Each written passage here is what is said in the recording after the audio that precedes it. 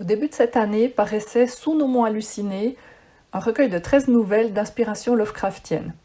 Voici son histoire. Tout a démarré avec un message de Lucien Vuille, un ami auteur, qui disait « Yo, partante pour écrire une nouvelle Lovecraft mais en romandie?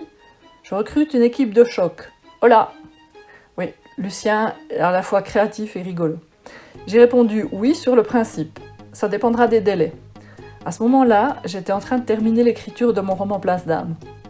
Il m'a donné le délai, c'était raisonnable. J'ai dit « Alors oui, compte-moi dans cette aventure. » Il a dit « Youpi !» On était 13 auteurs et autrices de toute la Suisse romande à avoir répondu à son appel. Certains d'entre nous étaient des férus d'imaginaire, d'autres moins. 6 femmes, 7 hommes. Alors j'ai commencé à recevoir par courrier des instructions étranges. Il s'agissait d'imaginer ce que Lovecraft aurait pu écrire s'il avait visité la Suisse romande, et de quelles horreurs il aurait pu peupler nos paysages, qui sont d'ordinaire plutôt tranquilles.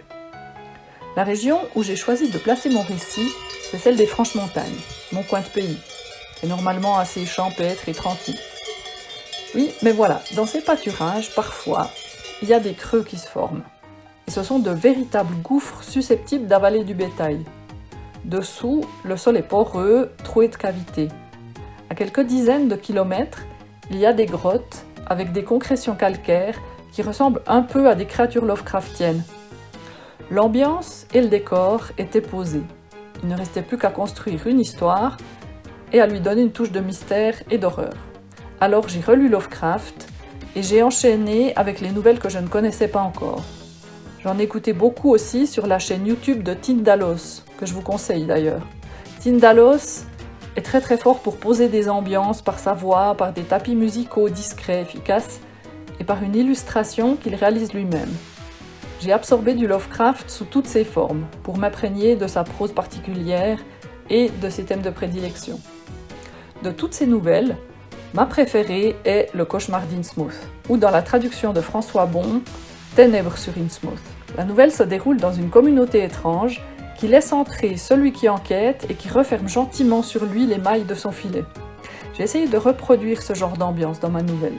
J'ai fait des recherches indispensables pour apporter de la crédibilité à mon récit, et une fois bien documenté sur les reliefs karstiques de la chaîne jurassienne, j'ai commencé à écrire ma nouvelle, que j'ai intitulée « La montagne vorace ». Ensuite, j'ai fait appel à 2 bêta-lecteurs, un auteur de fantastique, amateur de Lovecraft, pour valider le côté Lovecraftien du texte, et un autre auteur de polar, qui est également géographe, pour le côté mystère et la géologie. Pendant tout le projet, j'ai continué de recevoir des courriers qui ont dû ravir les employés de la poste. Non mais visez-moi ces dessins et le souci du détail, jusqu'au timbre qui est fantastique. Est-ce que c'est pas le plus beau timbre du monde?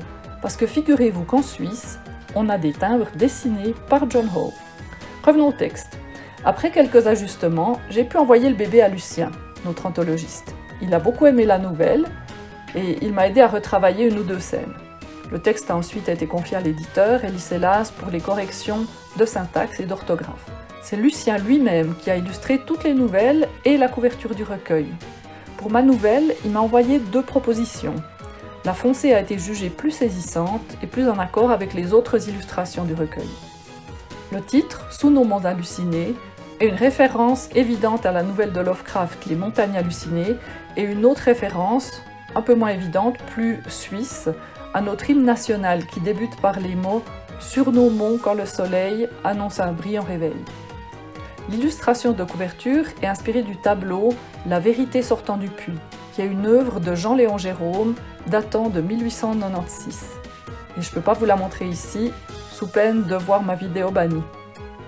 Le recueil est sorti en librairie en mars 2025 et il a déjà séduit suffisamment de lecteurs en Suisse, en France et en Belgique pour nécessiter une réimpression.